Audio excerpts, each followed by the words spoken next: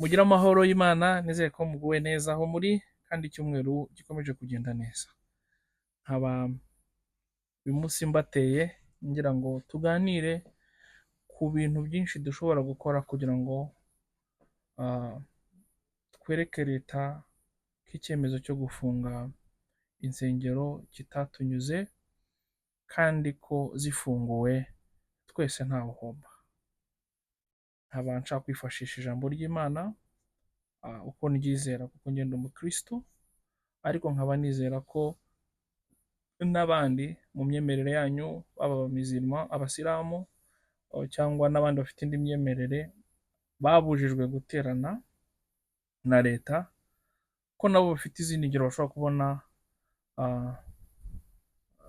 mu byo bemera zishobora kubafasha kurekarama uburenganzira bwabo. Ndabanza rero nkore disclaimer kugira ngo tubashe kujyana neza ntawe tubangamiye. Nk'uko munzi nkunda politiki, nkunda kuyivugaho, ariko uyu munsi nje mu yindi sura mfite.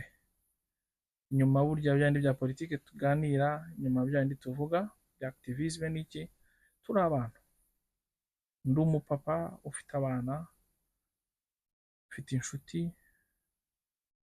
ufite ababyeyi mbereye umwana, ufite umuryango mugari w'ibindi bintu byinshi bitandukanye bidafite aho bihuriye na politiki mbamo. Nkunda siporo, mfite ikipe mfana, mfite umuziki nkunda, mfite ibintu nkunda bindi biri hanze ya politiki. Muri iyo masura yandi yose mfite, uyu munsi nazanye isura y'ubukristo kugira ngo tuganire, turusheho gusobanukirwa n'ibyo tugomba kugira ngo tubashe gusaba ko aho turamiriza Imana twizera hafungurwa mu mahoro. Rero ntago ibyo ndi buvugana ari politiki, ntawe nshuka gufata intwaro kugira gute, hoya. Turaganira dukoresheje ijambo ry'Imana, turebe icyo Imana idusaba, duhugurane, nta kindi. Cya kabiri, mvuze ijambo ry'Imana ariko ngomba gukora ni disclaimer, ntago ndi umuvugabutumwa. Nubwo nikoresha ijambo ry'Imana, ni uko nyumva nk'umukristo usanzwe, uko ryanshengeye cyangwa uko naryakiriye nkarigira iryanjye. Nawe ushobora kuba ufite interpretation yabyo, ntago bishobora kuba bimwe, ariko ni ibintu biva mu gitabo cy'Imana twizera. Nkaba rero nashakaga gushyiraho umucyo kuri ibyo bintu, ariko nshaka no gufasha ba bantu bareba video iminota 2-3 bagahita bigendera, kugira bumve icyo tugiye kuganira. Ibyo tugiye kuganira, ngiye kuganira n'abakristo n'abantu bizera Bibiliya, dukoresha ingero zo muri Bibiliya, turebe ko hari ikindi kintu dushobora gukora kugira ngo tubashe gusaba ko leta idufungurira insengero, twongere twicare duterane nk'uko tubisabwa n'ijambo ry'Imana n'imyemerere yacu, ndetse tunabyemererwa n'itegeko nshinga. Tukabikora nta rwego na rumwe rwa leta tubangamiye, nta muntu dushyize mu kaga uwo ari we wese, kandi mu bwubahane. Iyi message nkeka ko n'abantu ireba cyane, ni abantu bari pro government. Njye nubwo rwose ntashyigikiye, ariko umuntu wese ukunda leta ariko akaba nemera ko dukwiye gusenga, numva ubutumwa bumureba kurusha ndetse n'abo tubana muri activisme tutishimira ibyo leta ikora.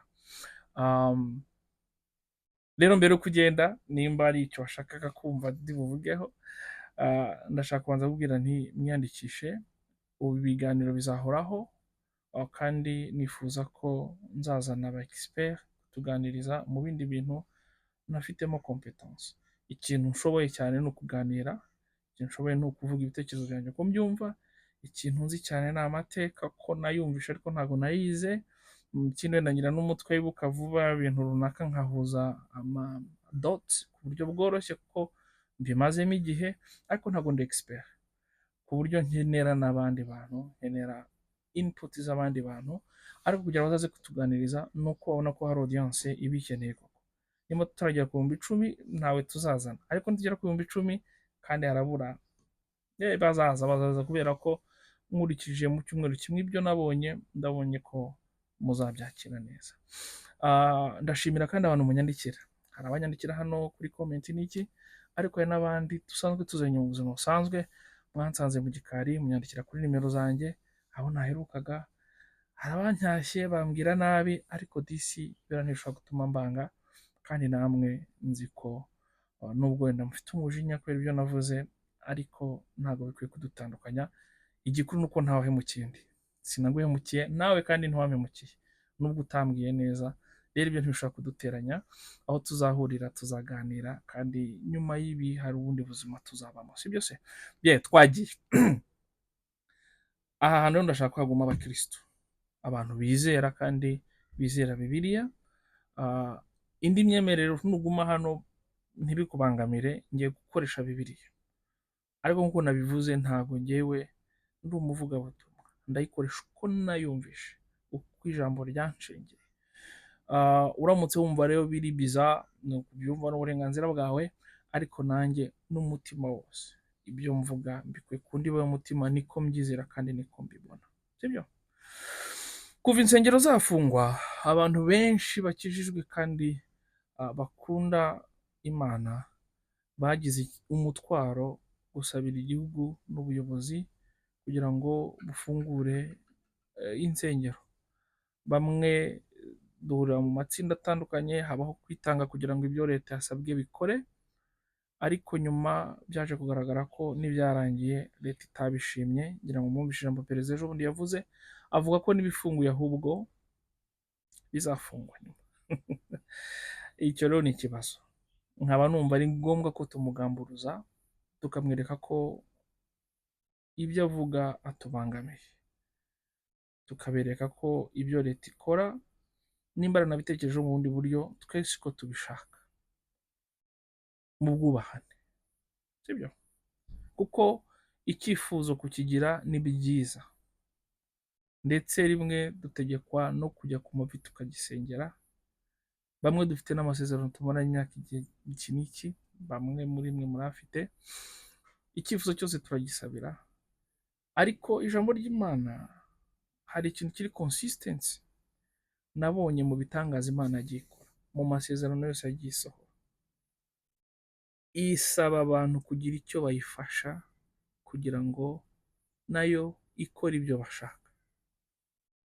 Ndagira ngo n'abanyakurambere bacu abanyarwanda baravuze ngo Imana ifasha ugize ute, uwifashije. Hari ingero nyinshi zo muri biro twakegeranya, tukareba uko byagiye bigenda, noneho bikatwinspira ko natwe tugomba kugira icyo dukora. Hari umubyeyi tubona muri Bibiliya wavaga ategereje ukuboko kw'Imana ko kumukora hagakira. Arangije, kubera ko sosiyete yari yamuhaye akato, kubera uko icyo gihe isi barimo yari imeze, umuntu wari ufite ubusembwa nka buriya ntiyajyaga aho abandi bari.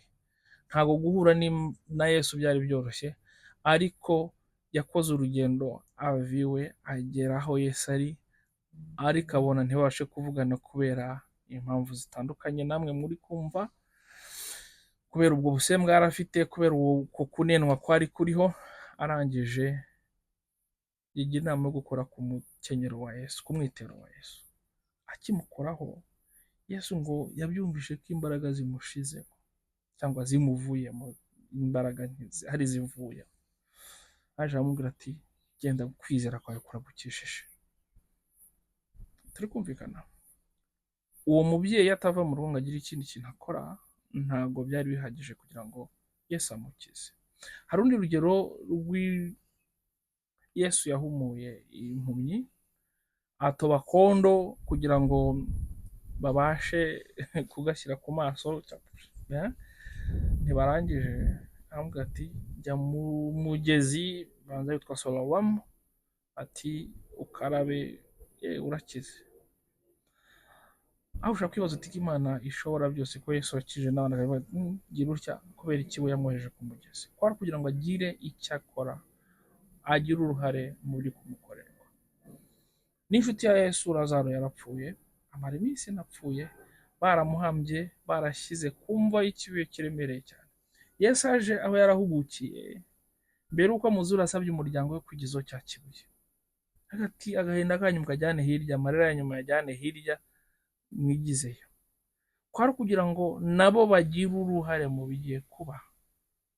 Yesu ashobora guhagarara hanze akabwira Lazaro ati byuka, ca muri iryo buye uze hano, byarashobokaga dukurikije uko twizera. Yashobora gukuraho rirya buye fini, yashobora kuryigizayo atanavuze akoze ikimenyetso, ariko yasabye abo mu muryango we kugira uruhare. Sabo gusa, ingero ni nyinshi dushobora gukomeza, ngira ngo muzi Zakayo yuriye igiti, Yesu arareba ubwo muhati aravuga ati no, uyu munsi ndicara nawe turasangira, amujyana mu rugo. Muribuka umubyeyi bazanye umurwayi bazanye mu mpetso, basakambura urusengero aho Yesu yari ari kugira ngo abashe kumukozaho ibiganza. So ingero ni nyinshi, ariko ikigaragara ni uko Imana idusaba kugira uruhare mu bidukorerwa kugira bibashe kugerwaho. No mu buzima busanzwe hano turi ku isi, iyo ushaka akazi ujya ku ishuri ukiga ibyo ugomba kwiga, ugategura ibaruwa isaba akazi, ugategura CV yawe, ugakora application, wamara gusaba akazi ugafata n'akanya ukiga wenda kuri kampani uri gusaba akazi, kampani ikora ite, bakora iki, bakorera hehe, umuyobozi wawe yitwa nde, ibibazo bashobora kubaza byose muri interview. Imana ntabwo iza gusanga aho uryamye cyangwa aho uri wicaye ku karago ngo igusubize gutyo, sibyo? Iyo ugiye kwa muganga urwaye, amasengesho turasenga, ariko ujya no kwa muganga ugafata imiti, ugakurikiza amategeko muganga yakubwiye, ukayinywa uko bagusabye, ukabona gusenga. Byose birajyana, ariko nta gisiga ikindi. Rero niba natwe dushaka insengero zifunguka, ntabwo nkeka ko amasengesho yonyine no kwizera ko ibintu bizikora bishoboka. Surtout ko uwazifunze atubwira ko n'izisigaye azazifunga. Numva bidahagije. Niyo mpamvu tugomba kumwereka ko mu by'ukuri tubangamiwe, tukabimwereka mu buhe buryo. Dushobora kwandika amabaruwa. Hari uburyo bwo kwandika amabaruwa tukamwandikira. Njye nawe dushobora kwishyira hamwe tukandika ibaruwa y'urusengero n'uru, umudugudu uyu n'uyu, ugasinywa n'abakristo bose. Nimba koko twizera Imana, nkeka ko kwandika ibaruwa, nimba n'abantu bandika ibaruwa barekarama amasambu, nimba n'abantu bandika amabaruwa barekarama inka bariwe n'ibindi, nimba umuntu yimwe akaza akandika ibaruwa akandikira umukuru w'igihugu akavuga ati natwe nk'abakristo ku mudugudu turiho, mu itorero duteraniyemo, twakandika iyo baruwa, sibyo? Dushobora kwandikira abayobozi bacu b'amatorero dusengeramo, pasiteri wacu, bishop wacu, apostle wacu, ba bantu dufite mu itorero, ba bayobozi barebera itorero, twabandikira twabwira tuti dore ibaruwa twanditse, muyitugereze kubireba, ariko babone ko twifuza ko bafungura insengero, tukongera tugasenga mu buryo tureshya. Nk'uko nabivuze ubushize, birababaje kumva ahantu hatajya imodoka badusaba kubaka tugashyiraho parikingi, kandi nta n'umukristo tugira uza gusenga afite imodoka. Nimba abaturage baho bose baba mu nzu z'ibyondo, ni ukubera iki twebwe urusengero rwacu rubaye ibyondo bishobora gutera ikibazo? Nimba nta muntu urakubitirwa n'inkuba mu rusengero, nta hantu inkuba irakubita muri ako karere, kuki mwumva izaza gukubita urusengero rwacu iciye ahandi hantu?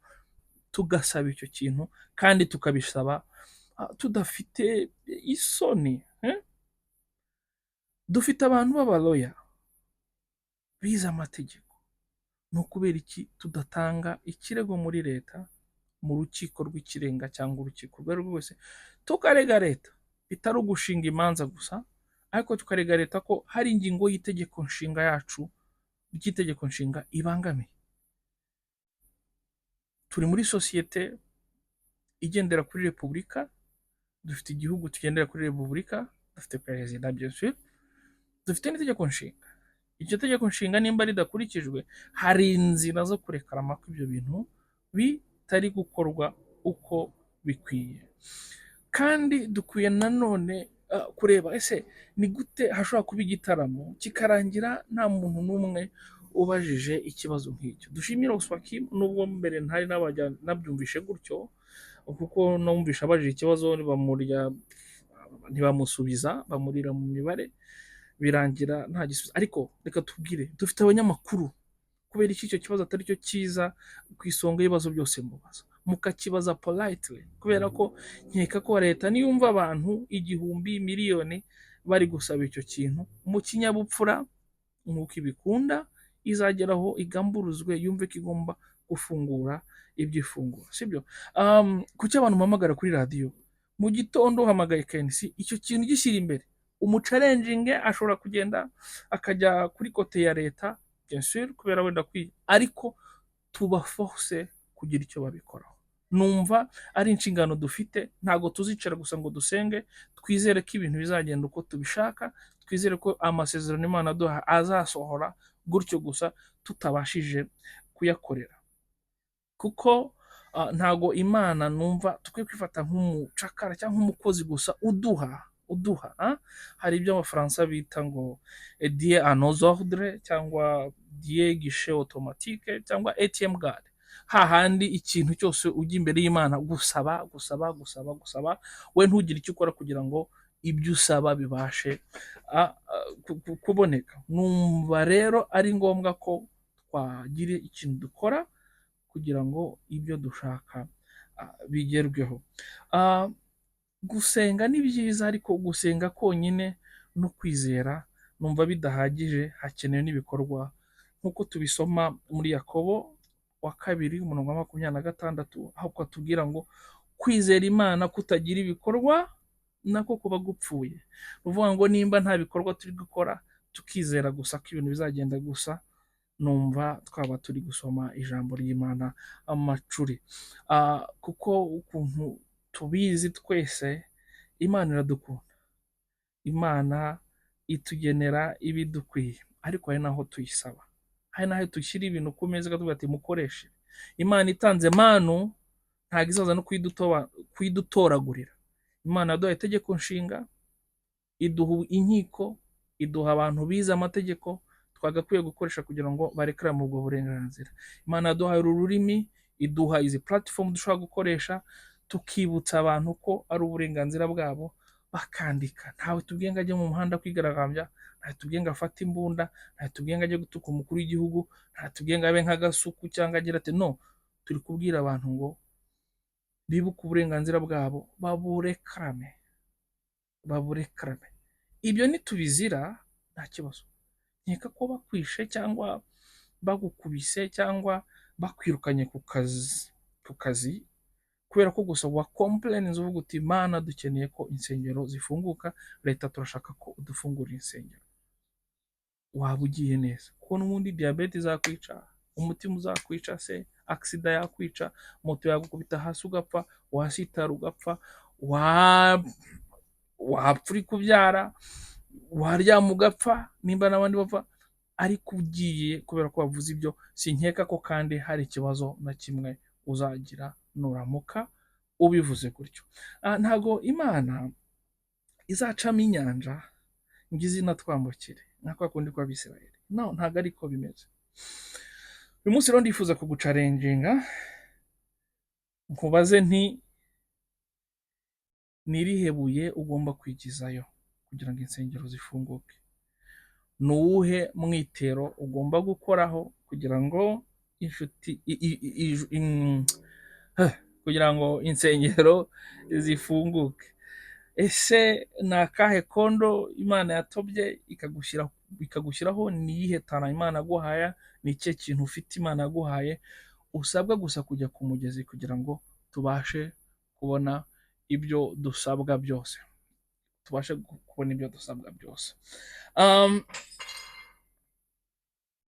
nifuza ko twareba neza ku mananiza leta ishyira mu bintu idusaba.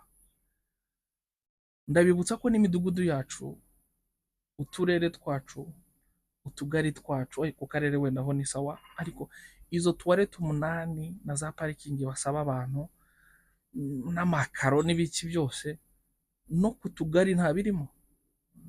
Poste de santé tujyaho ibyo bintu ntibifite. Urajya ku kagari ugasanga tuwarete bakoresha n'umuturanyi baturanye. Ntabwo ibyo mbishyigikije 100%, ariko ntibikwiye no kuba impamvu dufungirwa. Muze rero duharanire ko amatorero yacu afunguka, tugakorera Imana uko bigute. Kuko numva bidasobanutse uburyo haba igiterane, hakaba konseri, ikarangira abahanzi barimba gospel batandukanye muri bo, ntawe uvuze ati nyamara leta nitobara ifungurire. Gusenga ntibihagije. Nifuza ko Israel Mbonyi, Daniela n'umugabo we James, Alexis Dusabe, Theo bose babireba n'abandi bose ba Aline Gahongayire, mufata akanya abahanzi mwakanditse ibaruwa mukavuga uti nyakubahwa perezida wa repubulika, nteko y'abaki abo mwandikira simbazi, ukabagezaho iki kibazo. Nimba n'umuntu atukwa bakandikira perezida wa repubulika ati dutabara, hari umuntu watumaze adutuka, kubera iki twebwe tutagira gute? Bakozi b'Imana namwe, Rutayisire Antoine, Charles Murigande ejo bundi wabaye umusenateri, Afande Dodo, Minyoni Apostle, Gitwaza, Masasu, cyaka arimo mutubeshya. Kagame atubwiye ko muturindagiza cyangwa twarindagiye. Ese namwe mwageze mu muratinya ku buryo mudashobora no kwandika ibaruwa?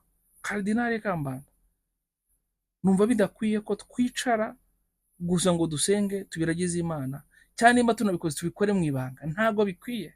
Mureke mwandike, abakristo babone ko hari ikintu mwakoze, muri gushaka ku burenganzira bwabo bwubahirizwa.